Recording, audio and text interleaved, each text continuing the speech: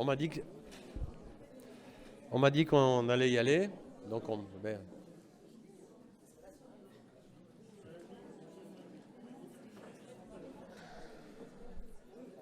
et donc on y va. Et donc, une dernière chose, si vous pouviez éteindre vos téléphones, voilà, disons, ça se dit systématiquement, mais il y en a toujours qui oublient de le faire, donc écoutez, pensez à vos téléphones et on y va. Mesdames et messieurs les élus, et je vous remercie d'être venus aussi nombreux, vous avez la chance d'avoir plus de la moitié de l'équipe municipale de notre mairie de secteur, donc écoutez, c'est super.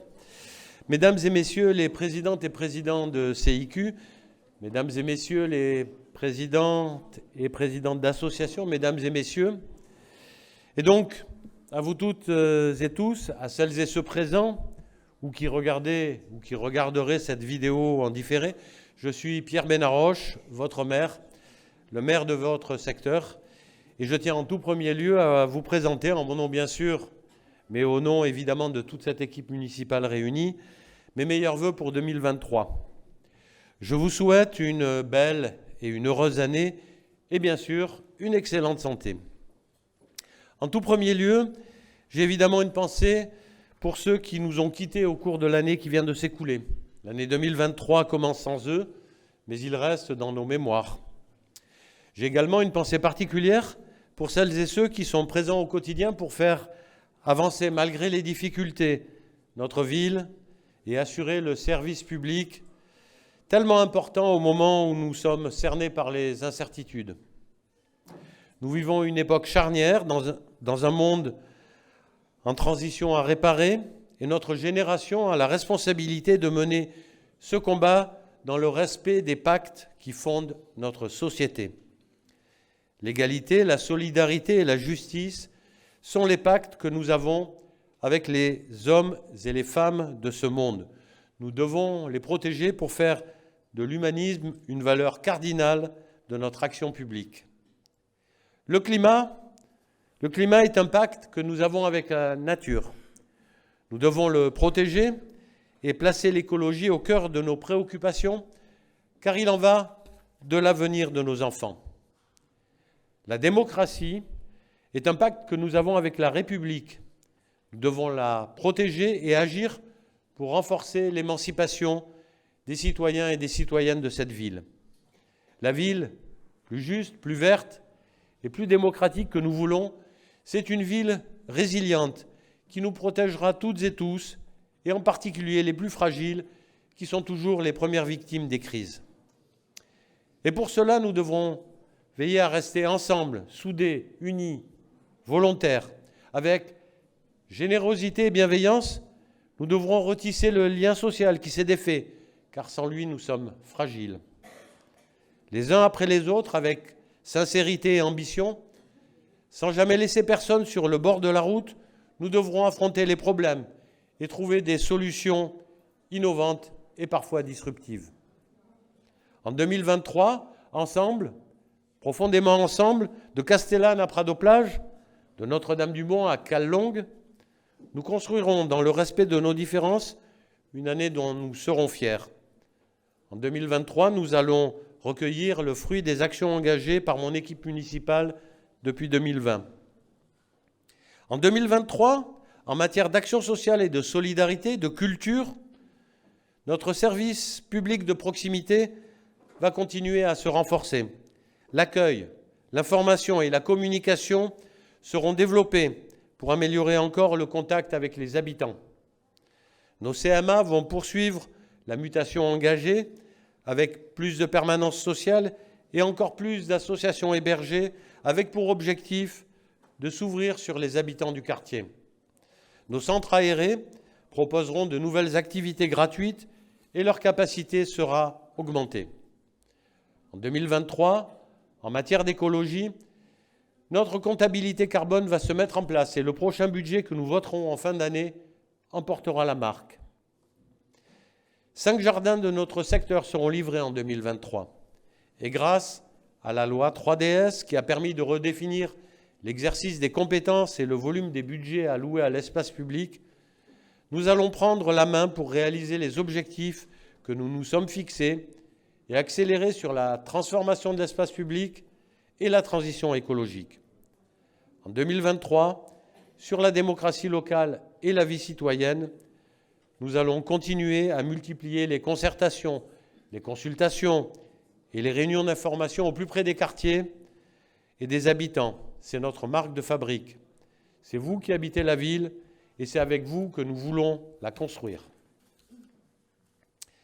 C'est maintenant le moment de m'adresser plus particulièrement à vous, les habitants du boulevard Andréone, de la rue Jules Moulet et du boulevard Notre-Dame, du cours Pierre-Puget, de la rue Breteuil et de la rue Paradis, du boulevard Vauban, de la rue Villa Paradis et du vallon Montebello, du boulevard Périer et du boulevard Gaston-Crémieux. Vous êtes venus très nombreux et je vous en remercie. Cette dernière cérémonie de vœux, la 4e de notre mairie de secteur, est à titre personnel particulièrement importante car ces quartiers, ces rues, ce sont celles que j'habite depuis plus de 30 ans. Cette colline est mon quartier et aujourd'hui je joue à domicile. Depuis quelques années, ce quartier, il change, il rajeunit, il se transforme. Des habitants plus jeunes se mêlent à ceux qui ont toujours habité là. Les commerces s'adaptent et de nouveaux remplacent ceux d'hier. Des touristes arpentent nos rues avant de grimper à Notre-Dame. Mais il est certain que le quartier est loin d'être apaisé. La circulation demeure congestionnée, le stationnement est difficile et les trottoirs sont encore trop souvent encombrés. Mais ce quartier bourgeonne et il va bientôt refleurir. Ici, dans ces quartiers, et avant tout, l'un des enjeux majeurs est celui de la transformation de l'espace public, afin que ceux qui habitent sur cette colline se réinstallent dans l'histoire du quartier, dans l'histoire de l'un de ces 111 villages qui constituent Marseille. L'autre enjeu, corollaire de cette reconquête d'une vie de village, d'une vie en proximité, est d'apporter toujours plus de services publics. C'est notre ambition et c'est ce que je voudrais partager aujourd'hui avec vous. Je laisserai ensuite la parole à Cyprien Vincent et Marie-Hélène Amsalem, les adjoints de ce quartier, de ces quartiers. Ils vous parleront de quelques-uns des projets que nous portons. Puis je donnerai également la parole à Anne Meillac, adjointe à la transformation de l'espace public, qui évoquera quant à elle l'importance de la consultation engagée par la RTM sur le plan de transport 2025. Bien sûr, je ne saurais être exhaustif et vous pourrez évidemment poser vos questions. Nous en avons déjà reçu quelques-unes par Internet et par les réseaux sociaux. Faire reculer la circulation de transit, réduire la vitesse dans nos rues, les rendre plus vertes, plus accueillantes, plus cyclables, plus marchables. C'est ainsi que nous rendrons aux enfants leur place dans la ville. Aux enfants, mais aussi aux personnes âgées ou à celles à mobilité réduite. Car, ne l'oublions jamais, nous sommes tous d'abord des piétons. Mais nous avançons. En 2022, des plateaux traversants ont été créés devant les écoles Guadeloupe et Breteuil pour les sécuriser. Et devant l'école Breteuil, le parvis a enfin été élargi. Mais ce n'est pas suffisant et à l'occasion de la réalisation en 2023 de la piste cyclable que nous avions annoncée, nous avons déjà demandé des aménagements complémentaires pour mieux ralentir la vitesse et pour végétaliser, partout où cela sera possible, cette rue minérale et en manque d'ombre. Avec moins de voitures et plus de vélos, avec plus d'arbres et une meilleure place donnée aux piétons, cette rue deviendra moins bruyante et moins polluée et plus accessible à ses habitants. Autre priorité, la rue du Cambodge. Elle est sur l'axe de transit de celles et ceux qui veulent éviter de payer le péage de Prado-Carénage, et ils sont nombreux. En 2022, la métropole a réalisé les études pour enfin trouver une solution pour élargir les trottoirs et réduire le bruit et la pollution. Nous attendons le retour de cette étude pour qu'en 2023, des travaux puissent être entrepris. C'est prioritaire pour le quartier. D'une manière plus large, le stationnement de tout type de véhicules encombrant les trottoirs et la réduction de la vitesse excessive seront nos chevaux de bataille dans les années à venir. Nous allons, pas à pas, éliminer le stationnement sur les trottoirs, des voitures, des scooters, des vélos et des trottinettes, car un trottoir, c'est fait pour les piétons. Et chaque fois que nous le pourrons, nous mettrons en place des ralentisseurs efficaces aux abords des écoles, aux abords des passages piétons les plus dangereux pour ralentir la vitesse.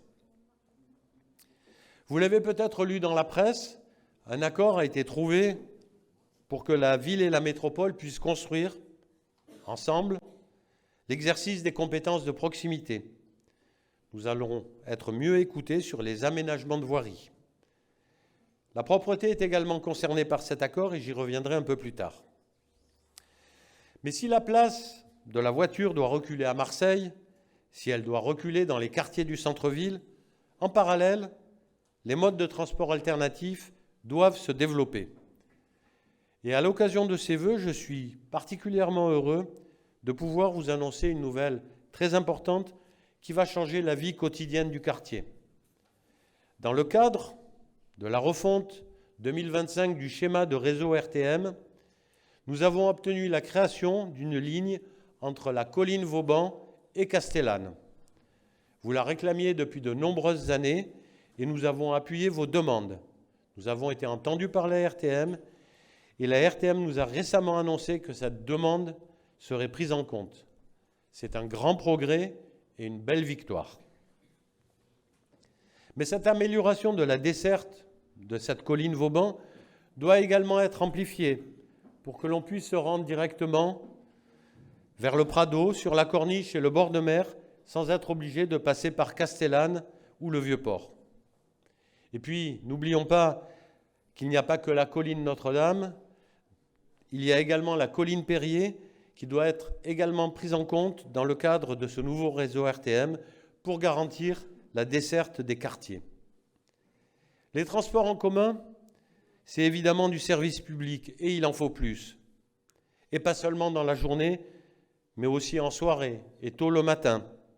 Anne Meillac reviendra sur ce sujet. Du service public, il en faut plus dans tous les domaines. Il en faut plus pour les enfants, les jeunes ou les seniors, pour celles et ceux qui ont envie de s'ouvrir à de nouveaux horizons culturels, artistiques ou éducatifs. Il en faut plus pour celles et ceux qui ont besoin de faire garder leurs enfants le mercredi ou pendant les vacances. Il faut que tout le monde, à tout âge, puisse, s'il le souhaite, se dépenser et faire du sport à 2 pas de chez lui sans avoir besoin de traverser la ville.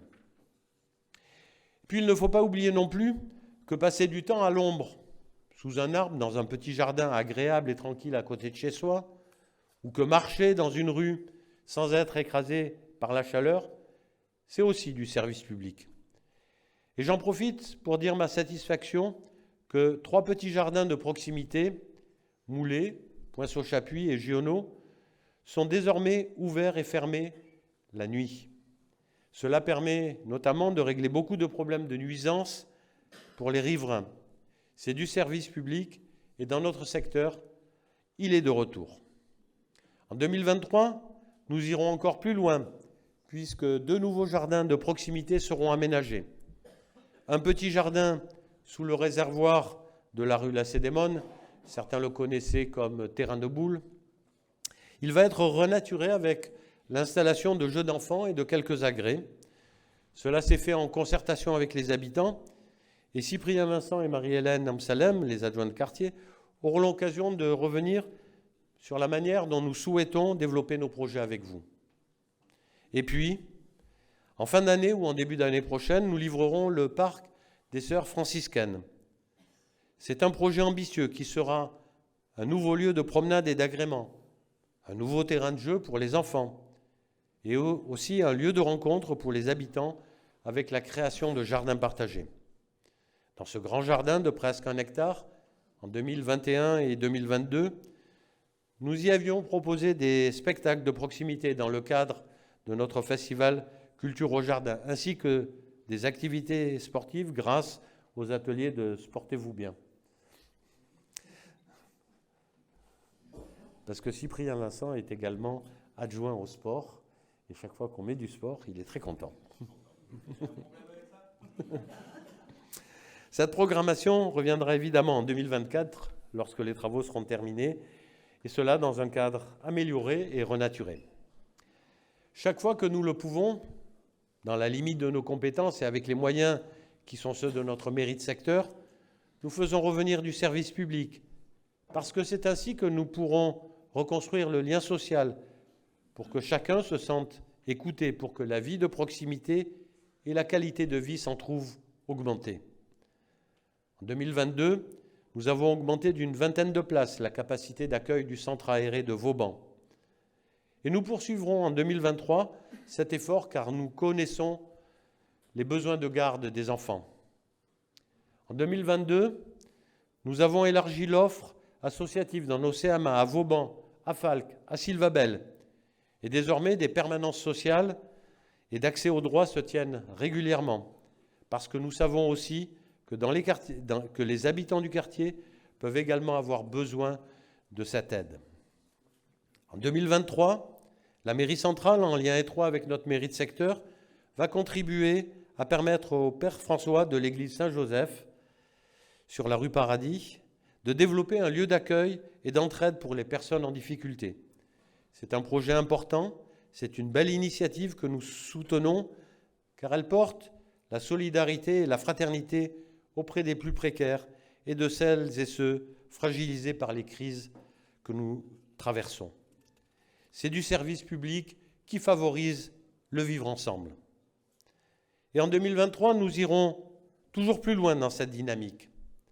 Certes, le bureau municipal de proximité de la place Valère-Bernard a fermé, mais ce local doit trouver un nouvel usage au service du quartier. Et c'est avec vous, dans la concertation, que nous construirons un projet à l'écoute des initiatives locales et des besoins des habitants. 2023 doit être également l'occasion d'améliorer la propreté de nos rues, grâce à une collaboration apaisée avec la métropole et la nomination de Christine Juste à la fonction de conseillère déléguée à la propreté à la métropole. Nous allons mettre en place une nouvelle organisation qui devra améliorer l'entretien et le nettoyage.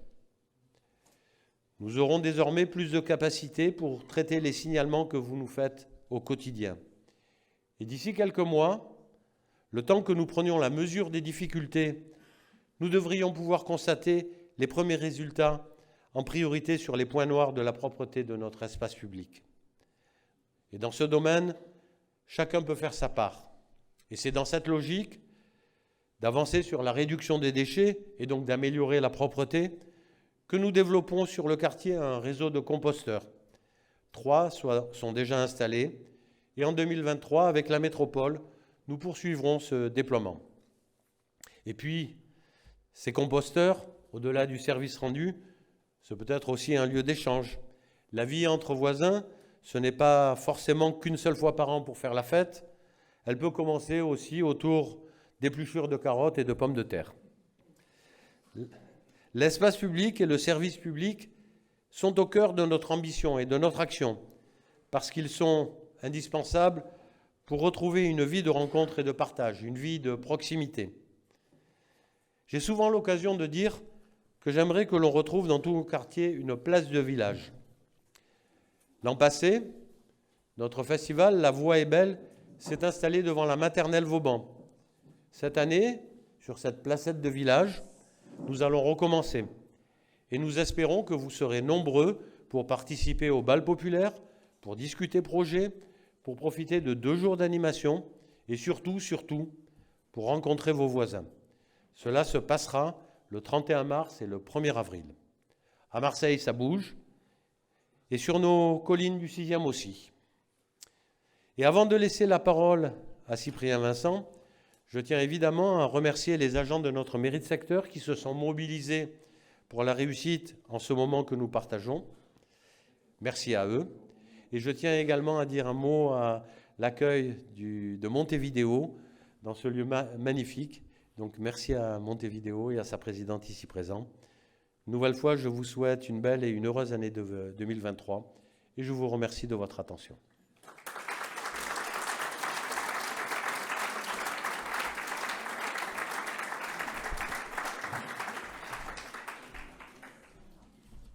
Merci Pierre pour ce beau discours. Bonsoir. Monsieur le maire, cher Pierre, monsieur l'adjoint au sport, hein, c'est mon adjoint préféré, je vous le dis tout de suite. Monsieur Gibraël, enchanté de votre présence ici. Messieurs et mesdames les élus de la mairie de secteur. Mesdames et messieurs, bonsoir. C'est en tant qu'adjoint de quartier, aux côtés de ma très chère collègue Marie-Hélène Amsalem, que je m'inscris dans les pas et les mots que viennent de dire notre maire de secteur. Notre quartier, ce bel écrin, change. Et nous veillons à témoigner à ce quartier et à tous ses habitants toute l'attention qu'il mérite. Nous avons beaucoup de choses à réparer ici comme ailleurs, la propreté, la voirie, la circulation, les écoles. Vous êtes au courant de tous ces problèmes. Mais les projets qu'a cité Pierre, préalablement, en sont une réponse. Mais j'aimerais ce soir vous rappeler notre méthode, et la méthode qui est la nôtre, c'est nous faisons et nous ferons toujours avec les habitants. Nombreuses sont les réunions que nous avons déjà faites ici. Nous avons organisé en 2020 et depuis 2020 sur les réaménagements de jardins, sur les travaux de voirie, en particulier sur les abords des écoles de Guadeloupe et de Breteuil. Nous avons aussi fait sur un festival de quartier, La Voix est belle, que vous connaissez. Nous avons aussi fait des rencontres chez les habitants, des déambulations sur les commerçants, avec qui nous créons des liens forts. Nous sommes aussi impliqués dans les conseils d'école, de collèges. Nous travaillons sur le secteur. Vous le savez, désormais, nous construisons avec vous le projet de quartier et les aménagements. Nous dessinons ensemble de nouveaux usagers. Et parfois, lorsque c'est nécessaire, nous devons nous mobiliser ensemble pour nous faire entendre. Ce fut le cas lorsque des aménagements non conformes ont été livrés rue Breteuil. Nous avons su obtenir la révision du ralentisseur grâce à notre union. Il en sera encore le cas pour le futur, notamment du bureau municipal dont Pierre a parlé, de proximité, qui devra trouver une nouvelle utilité pour tous les citoyens du quartier. Pour finir, nous avons le plaisir de vous annoncer, en partenariat avec les commerçants, avec les associations, les parents d'élèves des associations de parents d'élèves, avec tous les habitants qui le souhaitent d'ailleurs, le festival de La Voix est belle, qui aura lieu le 31 mars et le 1er avril, qui nous permettront de continuer à imaginer ensemble l'avenir de ce quartier. Je vous remercie. Et je laisse la parole à Marie-Hélène, ma co-adjointe.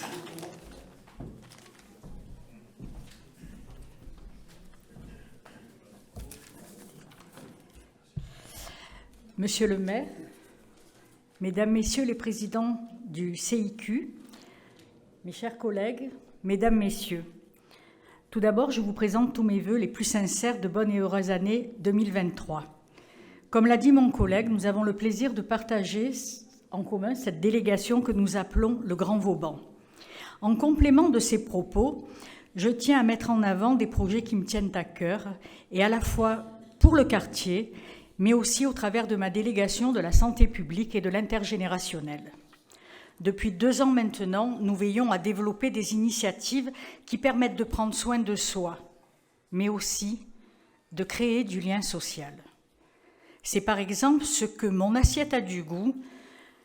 C'est ce que permet par exemple mon assiette a du goût. Nos aînés participent à des ateliers de cuisine qui réunissent un chef pour la partie technique de la recette, un diététicien qui apprend à bien manger équilibré et un producteur qui fait découvrir ses produits locaux. Ces ateliers se font dans la convivialité et permettent de lutter contre l'isolement des seniors. Mais du côté des plus jeunes, nous allons développer en secteur et au niveau de la ville de Marseille des actions de lutte contre l'obésité, de l'éducation contre la malbouffe, lors de la Semaine du goût qui se déroule en octobre tous les ans. Je souhaite également organiser des moments d'échange, de sensibilisation et des conférences sur des sujets qui nous touchent tous, jeunes ou vieux. C'est le bruit, les troubles du sommeil et qui font écho aux enjeux de transformation dont le maire nous a parlé récemment. Je vous remercie et je vais passer la parole à Anne Meillac qui va vous parler transport.